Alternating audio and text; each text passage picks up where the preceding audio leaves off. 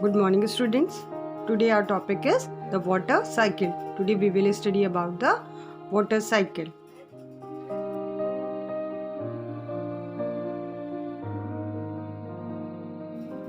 What is water cycle?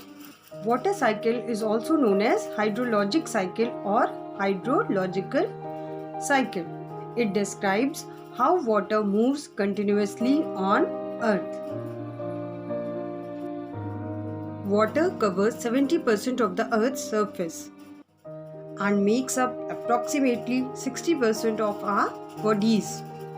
This amazing natural resource is essential for life in both animals and plants. So, water is essential for plants and animals too. Water loops through different stages: evaporation, condensation, precipitation, and flow or collection. It then goes back to the evaporation stage. The whole cycle starts all over again, and hence the name water cycle. Now our next topic is steps of water cycle. What are the steps of water cycle? There are 4 steps of water cycle. Number 1, evaporation. Number 2, condensation. Number 3, precipitation. And number 4 is collection or flow of water.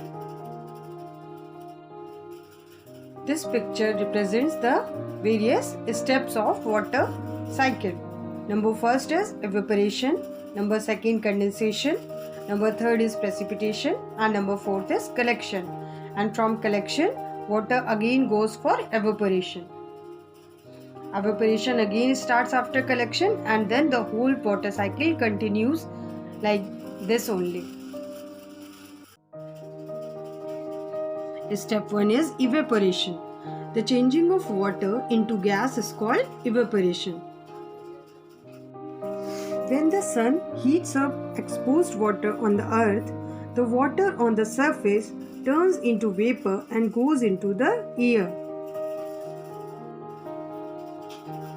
Evaporation takes place wherever there is exposed water. Example, on the surface of the ocean, rivers or lakes. When we sweat, when animals sweat, and when plants transpire, evaporation takes place. The second stage is condensation. The changing of water vapor into water droplets is called condensation. When water vapors in the air rise and reach the upper atmosphere, the cold temperature causes them to release heat and change back into liquid. These fine water droplets hang on dust particles in the air to form clouds.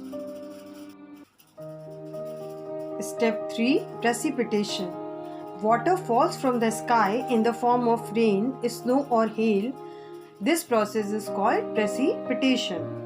As water droplets collide and condense together in the upper atmosphere, they grow larger and heavier. After the condensation process, when the water droplets fall, speed exceeds the cloud updraft speed. They fall out of the cloud as precipitation in the form of rain, freezing rain, sleet, snow or hail.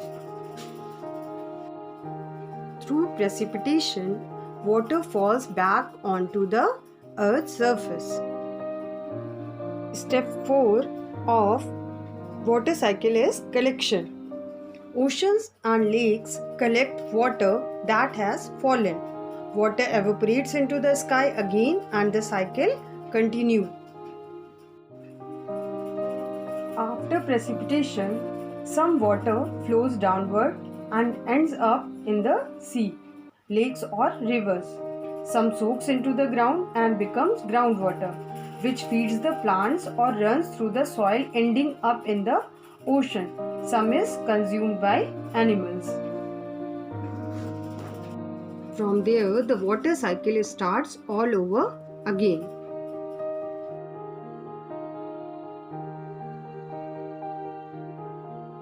Children, I hope you must have understood the topic. Thank you, children.